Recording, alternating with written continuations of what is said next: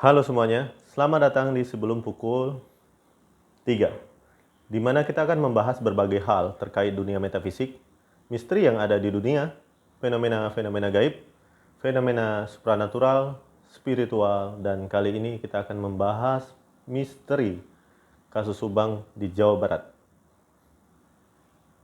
Tanpa berlama-lama, mari kita mulai videonya.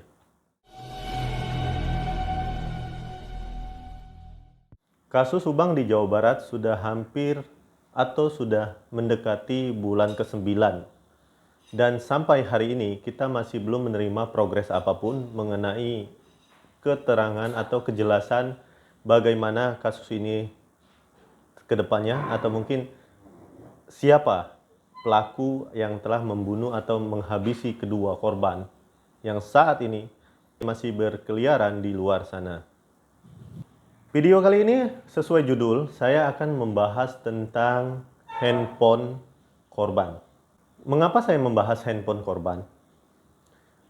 Jika sebelumnya saya menelisik secara metafisika, kali ini saya akan menggunakan pendekatan keilmuan yang jauh lebih realistis, bahkan bisa dibilang ini sebagai analogi umum yang sedang kalian inginkan saat ini. Jadi tidak ada lagi unsur-unsur gaib. Namun karena channel kita adalah channel yang membahas seputar misteri yang berkaitan dengan hal-hal metafisika, maka ini pun masih ada kaitannya dengan temuan-temuan saya saat melakukan penelusuran dengan cara metafisika di sekitar lokasi kejadian. Handphone korban adalah benda yang sampai saat ini disinyalir belum ditemukan oleh pihak kepolisian. Bahkan data-data handphone korban sendiri itu sampai saat ini atau sampai detik ini itu masih mengalami kebuntuan untuk diketahui. Informasi-informasi yang terdapat dalam handphone korban itu hingga sekarang kita belum menerima apakah memang sudah ada perkembangan atau masih tetap berada pada kebuntuan. Saya sempat membuat short video, kemarin itu saya membuat short video mengenai kasus Subang ini sebetulnya bisa kita andalkan lewat handphone, kronologi handphone.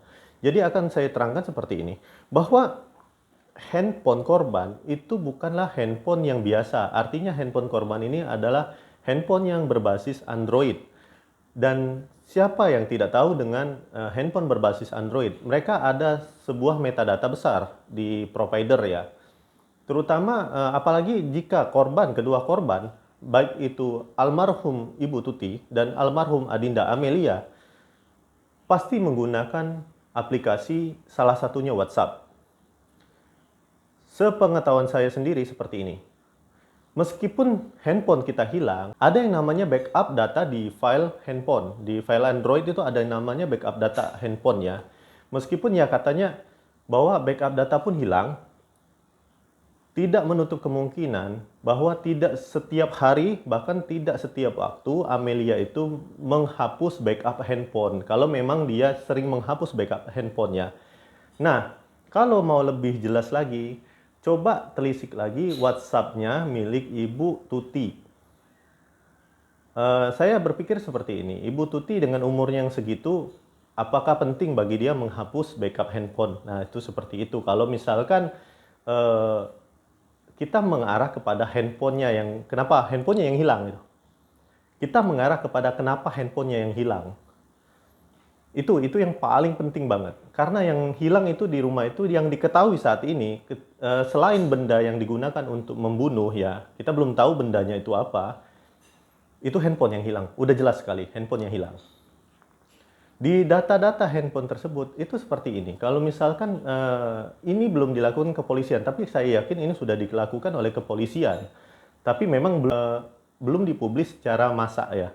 Jadi belum diberikan informasi ini kepada halayak. Mungkin seperti itu gitu. Menurut saya seperti ini.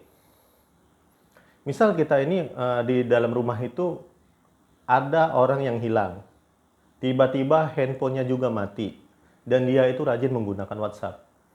Cara mengetahuinya adalah ke provider tempat nomor itu diterbitkan, baik itu banyak sih provider ya, nggak bisa disebutkan nanti dikira iklan lagi.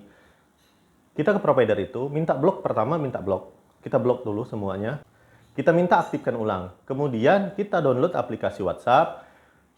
Terus dari aplikasi WhatsApp itu kita masukkan nomor tadi, emailnya juga udah pasti kalau misalnya kepolisian mempunyai apa ya bilangnya itu akses yang besar sih untuk mengetahui password atau email. Saya nggak tahu, itu pengetahuan saya ya. Jadi masuk ke akunnya si korban itu masuk lewat nomor itu sudah bisa sebetulnya. Meskipun backup datanya itu misal di tahun 2021 sudah hilang. Pasti ada yang tahun 2020 atau 2019 itu bakalan ada, tetap ada. Karena biasanya ya WhatsApp itu kan akan membackup data-data kita itu sekitar jam 2-an.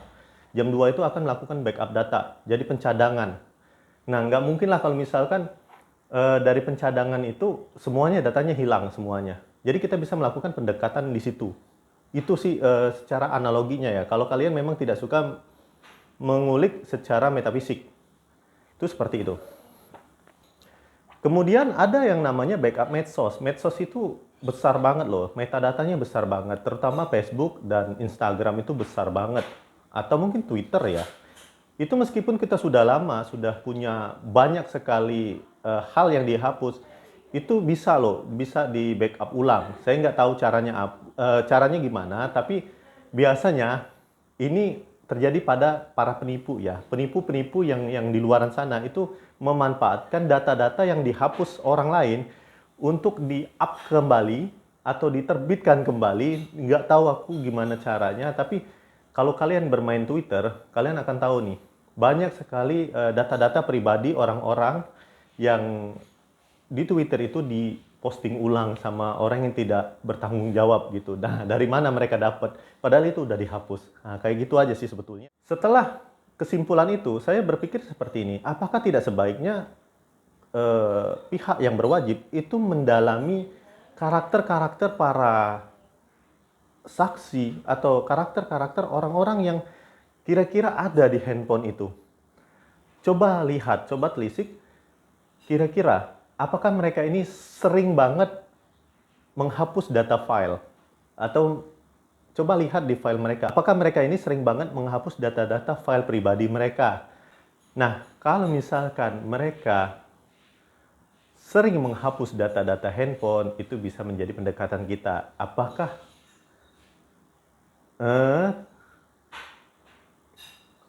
tahu tentang kronologi hari itu? Dua, saya tidak yakin bahwa kedua almarhum ini tidak menghubungi seseorang tentang siapa yang akan datang.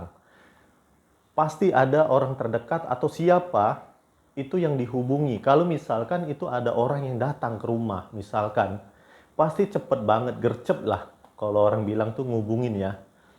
Kalau misalkan dia tidak menghubungin, apa benar kedua korban ini memang tidak dekat sama keluarganya? Seperti yang kita tahu bahwa korban ini sangat dekat dengan keluarganya ya, sangat dekat. Bahkan misalkan sering terjadi konflik, itu bisa dikatakan mereka sangat dekat. Jadi segala sesuatu itu pasti berkabar gitu.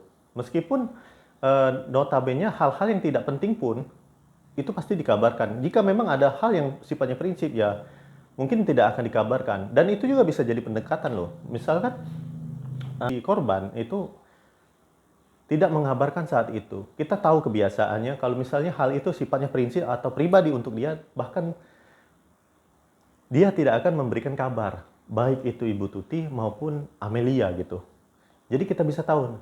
Berarti saat malam itu dia tidak mengabarkan seseorang, pasti itu halnya yang bersifat prinsip atau mungkin kehidupan pribadi mereka. Kayak gitu. Kemudian saya sempat menyebutkan bahwa kemungkinan besar kejadian ini atau kasus ini terjadi secara spontan atau tidak berencana sama sekali. Saya berpikirnya seperti ini. Kalau misalkan ini memang sudah terencana dengan baik, mungkin bukan pembunuhannya, tapi sesuatu yang lain. Kalau misalnya pembunuhan, itu tidak akan seperti itu. Pasti mereka akan berani untuk membawanya keluar. Berani bakalan membawanya keluar. Atau mungkin karena misalkan mereka tidak berani membawanya keluar, setidaknya mereka ada alasan kuat untuk sekedar merusak pintu gitu kan, atau mungkin menghilangkan barang-barang yang ada di rumah gitu, dibawa aja gitu. Kalau misalkan itu memang pembunuhan yang berencana. Tapi saya yakin hal ini tidak berkaitan dengan pembunuhan berencana, nggak berkaitan ke situ gitu. Ini hanya sesuatu yang kebablasan saja. Itu saya sampai saat ini pun tetap pada prinsipnya bahwa itu adalah sebuah kejahatan yang tanpa sengaja dilakukan, pada akhirnya menimbulkan suatu korban jiwa. Dan setelah timbulnya korban jiwa, semua orang ini panik, menghubungi ini dan itu dengan cara mereka masing-masing, atau mungkin memang sudah direncanakan mereka berkumpul di situ, tapi tidak sengaja membunuh kedua korban. Nah, itu seperti itu. Dan yang terakhir, itu yang saya tekankan sama sekali, saya melihat perempuan berjilbab. Perempuan berjilbab, tapi saya tidak tahu itu siapa. Saya tidak ingin semua masyarakat langsung menuduh ini dan itu, karena buktinya ada hal-hal ya yang sifatnya itu, kalau kalian menuduh si A, si B, si C, coba kita analogikan secara umum. Apa aja yang kira-kira ada di situ gitu. Saya hanya melihat perempuan berjilbab, rambutnya ini sering diwarnai, terus usianya itu dibilang udah dewasa banget gitu kan. Kemudian saya melihat itu tadi, pria berkacamata, dua orang berkacamata. Kacamata itu yang sampai saat ini tuh saya betul-betul hafal banget bentuknya gitu. Kalau misalkan untuk kacamata sendiri, karena banyak ya, dan saya lihat semua saksi-saksi juga memakai kacamata gitu kan. Jadi nanti saya menuduh mereka juga gitu. Dan jangan sampai ini terjadi. Sekali lagi saya tidak menuduh para saksi ya. Saya ini tetap berpegangan bahwa yang datang malam itu atau yang melakukan hal itu adalah orang-orang yang dikenal oleh kedua almarhum. Almarhumah maksudnya. Orang-orang yang dikenal. Jadi kalau misalkan masih ada dugaan sampai ada nih buzzer-buzzer yang niat banget ya, saya lihat niat banget membela ini dan itu saya angkat tangan, saya nggak tahu gitu ya. Saya nggak mau ikut-ikutan lah gitu. Saya tetap pada prinsip saya bahwa ini bukan pembunuhan berencana, dan kalau memang semua saksi terlibat ya memang ya monggo gitu. Saya nggak tahu ini kinerja kepolisian kan. Kita hanya berdiskusi sebetulnya ya. Kalau misalkan nanti saksi yang kalian curigai ini tidak terlibat, bagaimana? Kira-kira seperti itu. Jadi saya juga sebetulnya mengajak kalian untuk berpikir lebih mengkerucut lagi. Kita kembali ke titik awal. Bukan di semua konten yang sudah mengawal kasus Subang, tapi coba kalau kalian memang menonton video saya, kita kembali ke titik awal di mana pertama kali saya membahas kasus Subang. Nah, itu seperti itu. Saya ingin banget kalian tetap berprinsip kita mencarikan keadilan buat kedua almarhumah, bukan kita mencarikan keadilan untuk orang lain gitu, selain kedua almarhumah. Jangan sampai seperti itu. Saya tidak menuduh saksi A, B, dan C, karena saya sendiri sudah memiliki prinsip sendiri ya. Bisa dibilang bahwa saya tidak bergeming dengan apa yang sudah saya dapatkan. Meskipun ya banyak di luar sana yang bilang itu dari jin kafir, itu hanya halu, itu hanya ini dan itu. Monggo nggak masalah. Tapi itu tadi yang saya bilang. Semoga kalian semua mengerti apa yang saya bicarakan. Apa saja yang kira-kira bisa kita tangkap dari hal ini gitu. Oke semuanya. Nanti kita akan upload lagi video yang lain berkenaan dengan fenomena alam ya, fenomena alam. Kemudian akan saya upload sesuai janji besok akan saya upload. Selamat malam. Assalamualaikum warahmatullahi wabarakatuh. Salam sejahtera untuk kalian semua. Maaf ya, belum bisa membalas komentar satu-satu karena saya masih menjaga kesehatan juga. Akhir kata, wabillahi taufiq wal hidayah. Wassalamualaikum warahmatullahi wabarakatuh. Om Swastiastu. Salam kebajikan, namo buddhaya. Dan inilah sebelum pukul 3.